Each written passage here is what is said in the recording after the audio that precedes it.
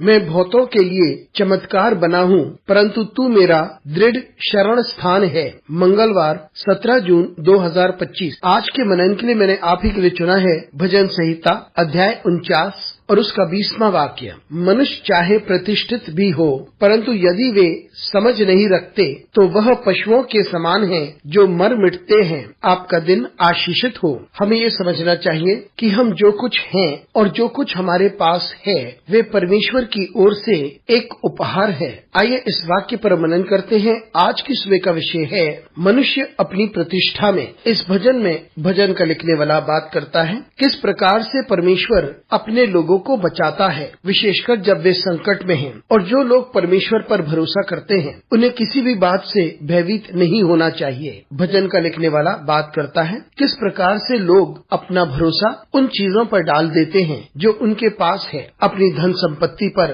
अपना भरोसा डालते हैं, अपनी ताकत पर, अपनी प्रभुता पर, और वे जो कुछ हैं। लेकिन भजन का लिखने वाला विशेष रूप से बात करता है कि इस दुनिया के अंदर हमारे पास जो कुछ है और हम जो कुछ कमा सकते हैं वह कुछ नहीं है, क्योंकि जब हम इस दुनिया को छोड़ देते हैं हम कुछ नहीं ले जा सकते हैं। तो जो कुछ हमारे पास है यहाँ पर वो हमारे लिए बेकार है। जब हम मर जाते हैं तो वो हमारे लिए बेकार हो जाता है। इसलिए हमें ये समझना चाहिए कि जो कुछ हमारे पास है वो इसलिए है क्योंकि परमेश्वर ने हमें दिया है, और परमेश्वर ही है जो हमारे प्राण को बचाता है। वो हमारी सहायता करता है ताकि हम तबाह ना हो जाएं। परमेश्वर हमें यह सौभाग्य देता है कि हम बच जाते हैं, लेकिन हमारी प्रभुता और हमारा धन और जो कुछ हमारे पास है वो हमें तबाह होने से कभी नहीं बचा सकते। मित्रों, जो भी हमारे पास है वो परमेश्वर की ओर से एक उपहार है और हम इसका आनंद मनाएं। हमेशा इस बात को याद रखें कि जो कुछ हमारे पास है,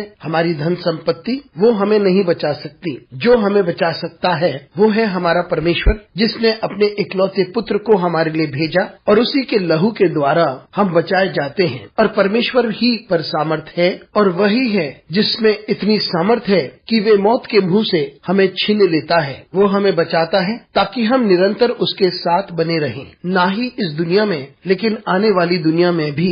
इसलिए इस दुनिया की शोहरत हमें नहीं बचा सकती। इस बात को हम समझ लें। परमेश्वर ही है जो हमें बचाता है। अनुग्रहकारी परमेश्वर स्वर्गीय पिता, हम तुझे धन्यवाद देते हैं क्योंकि हम इस बात को जानते हैं कि हमारी सामर्थ, हमारा धन और हमारा पद हमें नहीं बचा सकता, लेकिन तू हमें बचाता है। यीशु मसीह के नाम से मांगते हैं, आमीन।